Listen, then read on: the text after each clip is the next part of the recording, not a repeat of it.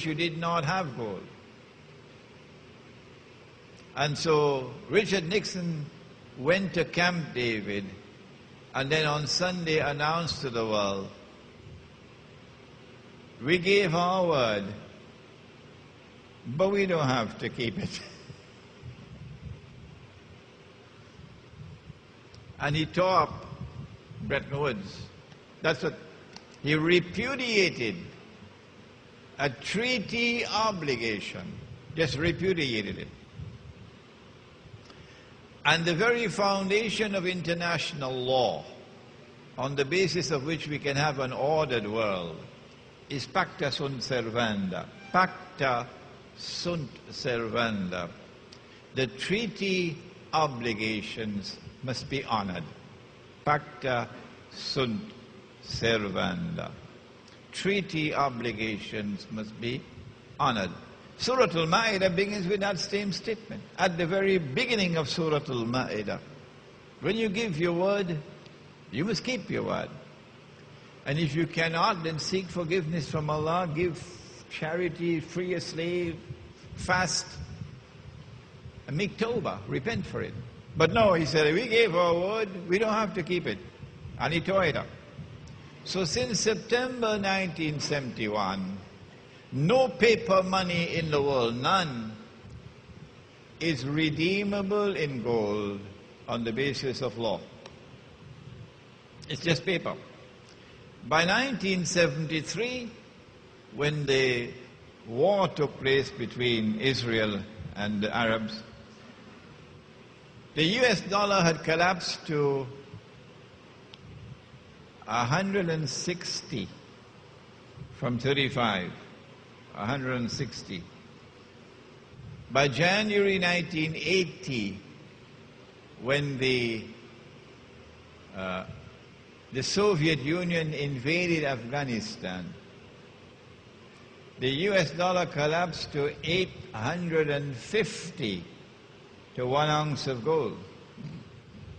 And as we speak now, you can go on the internet and check.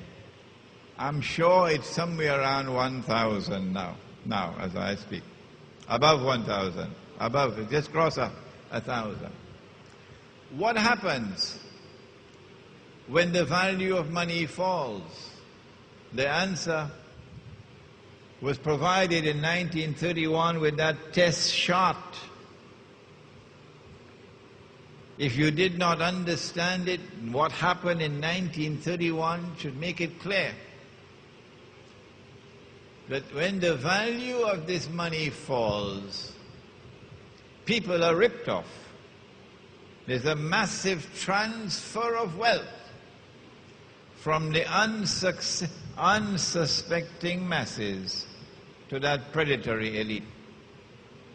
This is the biggest rip-off that mankind has ever had the misfortune to experience from the time that Adam alayhi salam set foot on earth to this day.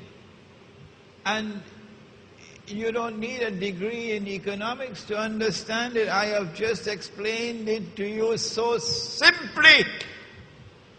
It is so easy to understand. I didn't even have to use any sophisticated, complicated language. Even a farmer could understand what I have just explained. This is riba. And they have used this bogus and fraudulent and utterly haram monetary system as a vehicle for riba. And they have ripped off mankind, and the rip-off is complete. It's finished. They have already impoverished the masses around the world. And they have already transferred that wealth to the elite around the world, who now live in unprecedented wealth and luxury. In Egypt, in Indonesia, you should see them in their 5-star restaurants having dinner, with, of course, so many security guards outside, because they're scared of the poor. The rip-off is complete. True riba. And they are now set to rule the world.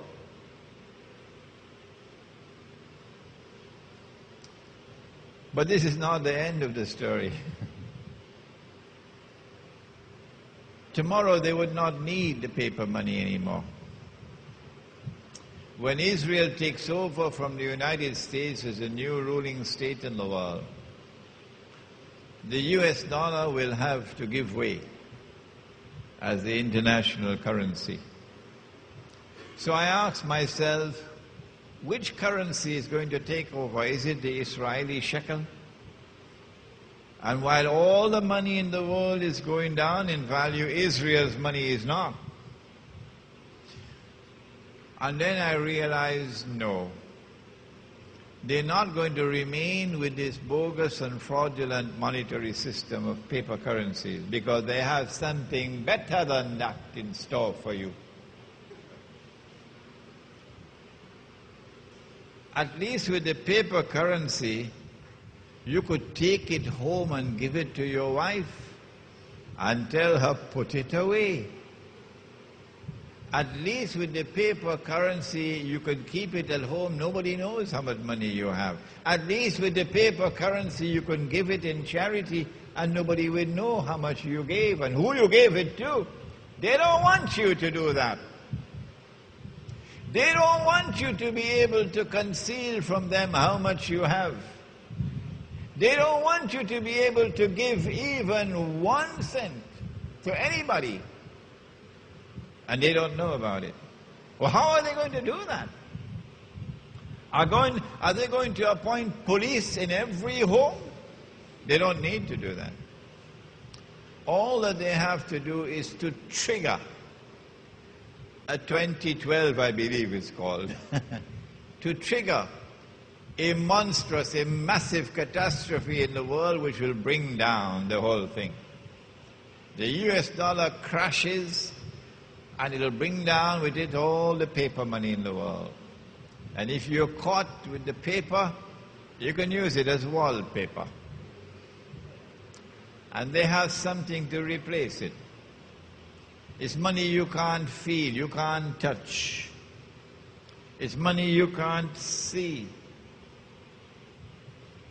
Who is going to accept money I can't see and money I can't touch?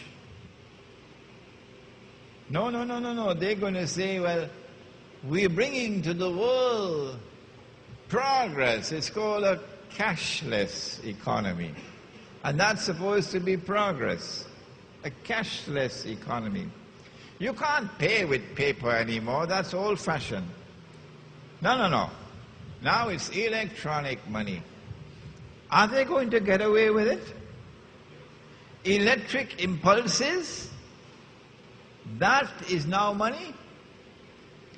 Yesterday you took a piece of paper, you printed a picture on it, you put a number on it, and you assigned an entirely fictitious value to it. And you made wealth out of nothing. That's shirk. But all the cattle in the world accepted it and were using it. And in the process of accepting your paper and using your paper, they were themselves transferring their wealth to you. You have to hand it to Dedzal. He's real smart. But now they don't need that anymore. Electronic impulses will now become money. Governments will no longer be able to issue money. No. Banking system around the world and a computer keyboard, and they will control the banking system. And so all the money in the money system of the world will be in the banking system. And so they will know how much money you have. You can't hide it. And they will know how you're using your money. They will know when you bought and how much you bought and how much you paid. Every single thing is recorded.